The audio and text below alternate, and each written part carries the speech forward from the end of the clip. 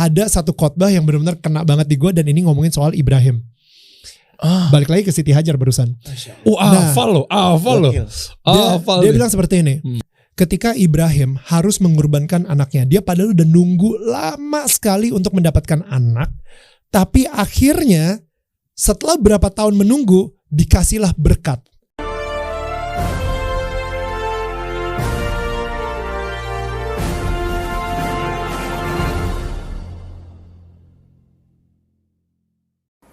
Shalom saudara-saudaraku yang diberkati oleh Tuhan, salam damai sejahtera bagi kita semuanya, dan salam jumpa kembali dengan saya Pastor Daud Timotius Tampubolon, tentunya di channel God Ministry, channel kesayangan kita. Amin. Ya, saudara-saudaraku dimanapun saudara berada, ketika saudara menyaksikan video ini, tetaplah saya berdoa, saudara semuanya ada dalam penyertaan dan dalam berkat-berkat yang kelimpahan dari Tuhan Yesus. Amin. Haleluya. Ya, saat ini saya ingin mengajak saudara kembali menyaksikan satu buah video, di mana video ini saya dapatkan dari channel sebelah, ya, dan saya menyaksikan dan mendengarkan diskusi, ya, 3 orang, ya, saya percaya mereka ini adalah dari agama sebelah.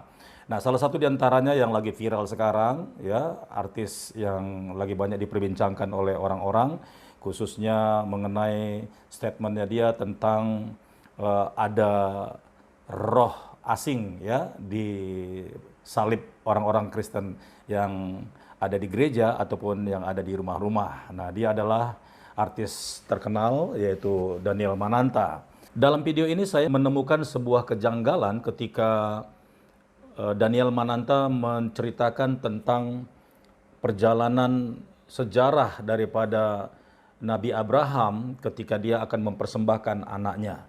Untuk lebih jelasnya lagi, kita saksikan saja saudara apa yang dikatakan oleh Daniel Mananta, dan nanti kita akan memberikan tanggapan sesuai dengan kebenaran firman Tuhan yang kita percayai. Selamat menyaksikan, Tuhan Yesus memberkati. Ada satu khotbah yang benar-benar kena banget di gue, dan ini ngomongin soal Ibrahim. Balik lagi ke Siti Hajar barusan. Hafal loh. Dia bilang seperti ini.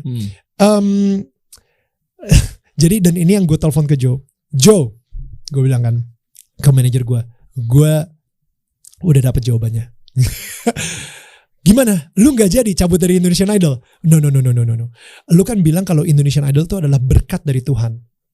Sekarang ini gue diingetin, ketika Ibrahim harus mengorbankan anaknya, dia padahal udah nunggu lama sekali untuk mendapatkan anak, tapi akhirnya setelah berapa tahun menunggu, dikasihlah berkat, yaitu seorang anak.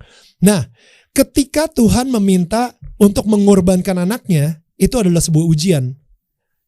Apakah dia akan memegang erat berkat yang Tuhan berikan, atau dia lebih percaya sama sang pemberi berkat?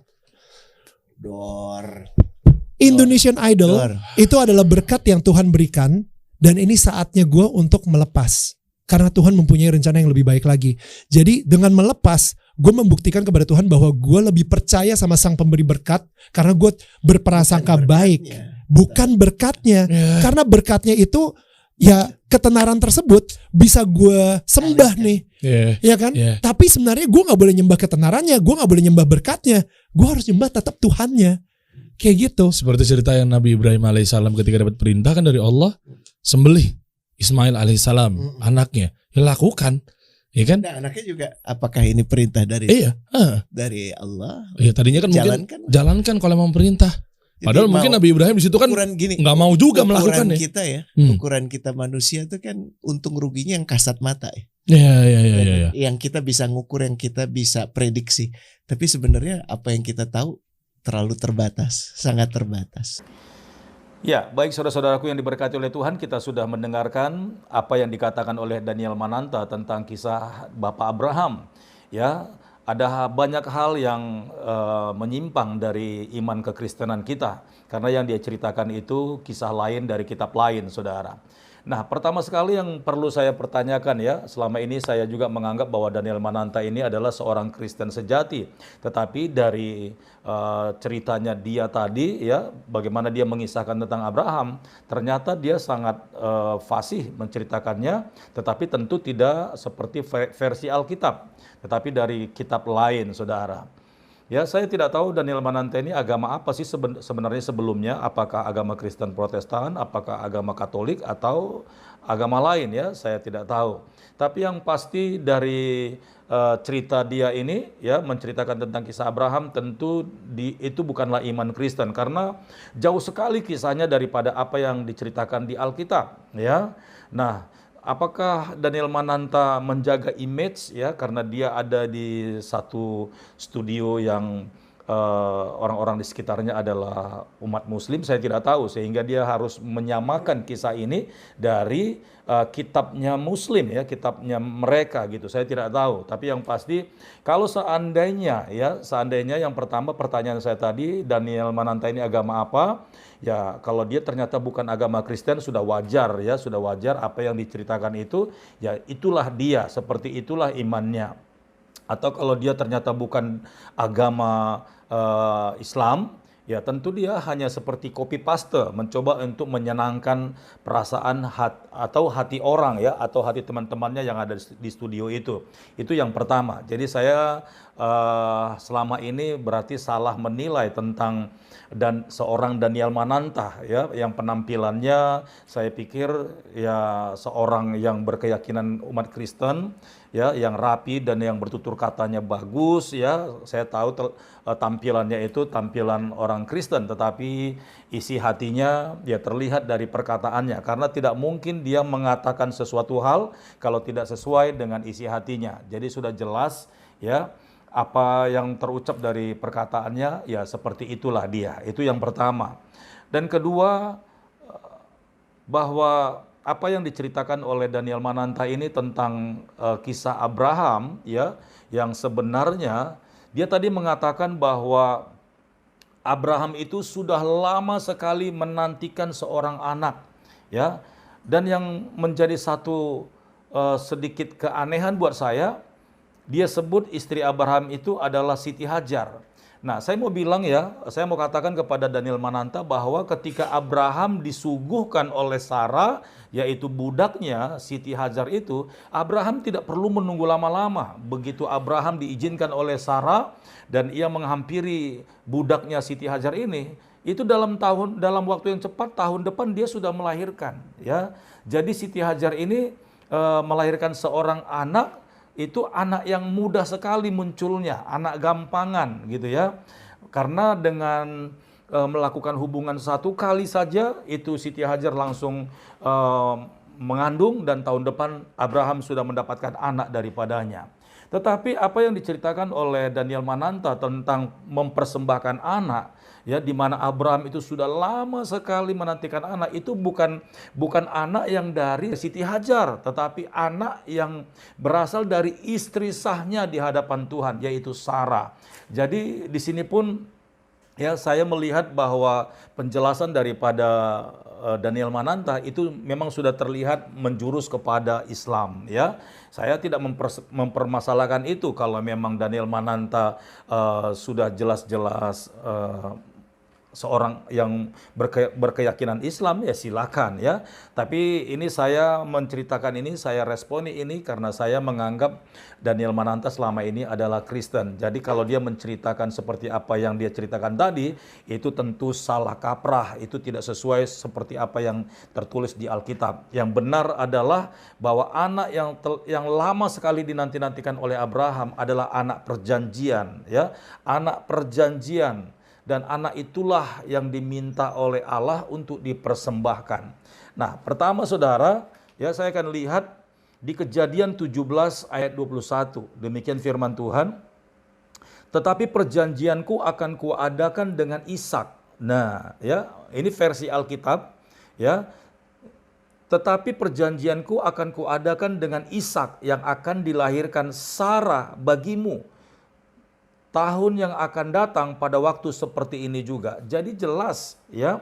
Jadi jelas anak yang dinanti-nantikan oleh Abraham itu dari anak dari istri sahnya dia, yaitu Sarah, bukan budaknya. Karena kalau anak yang lahir dari budaknya itu tidak menunggu waktu lama.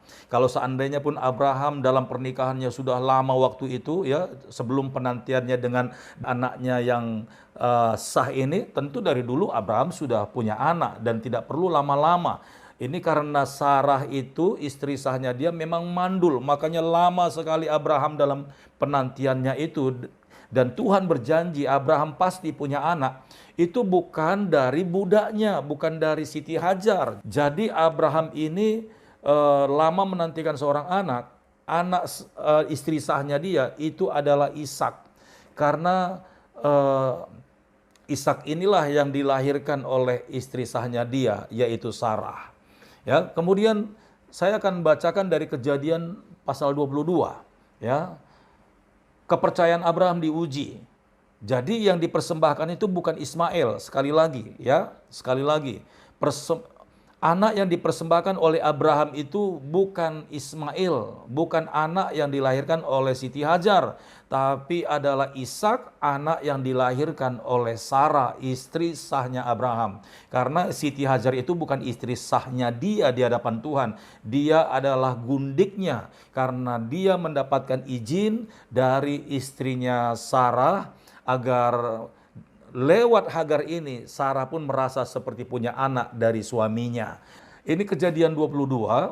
Setelah semuanya itu Allah mencoba Abraham, ia berfirman kepadanya, Abraham, lalu sahutnya, ya Tuhan, firman-Nya, ambillah anakmu yang tunggal itu, yang engkau kasihi, yakni Ishak.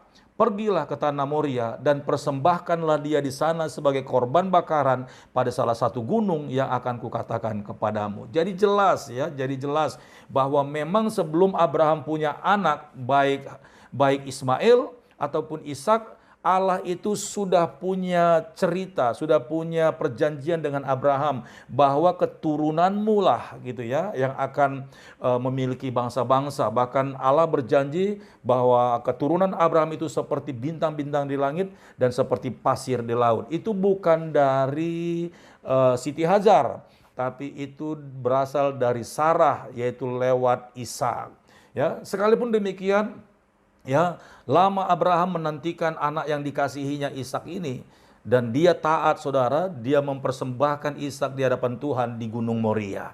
Dan karena Tuhan melihat ketaatan Abraham itu, ya, Tuhan tidak mengizinkan Abraham untuk membunuh Ishak sebagai persembahan, tetapi Allah menggantinya dengan seekor kambing domba yang sangkut di pohon semak belukar, dan itulah yang jadi domba persembahan di hadapan Tuhan.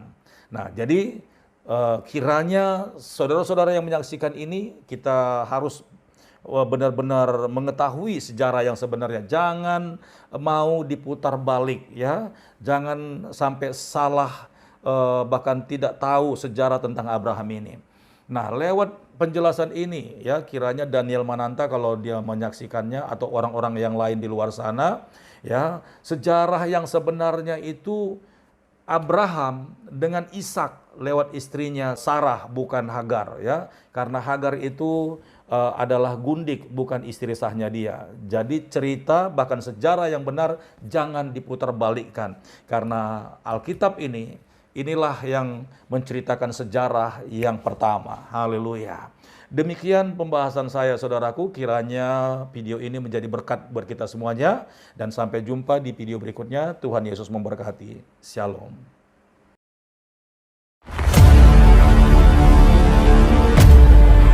Segala sesuatu yang masuk lewat mulut, keluar lewat mulut. Tidak mungkin ada orang kerasukan roh jahat kalau tidak orang itu tak jadi tumbal setan. Dalam nama Yesus, dalam nama Yesus, dalam nama Yesus, menjauhi kejahatan, bilang ini punya kerjaan surga di dalam amin. Yesus sangat tahu bagaimana cara menyembuhkan orang buta itu.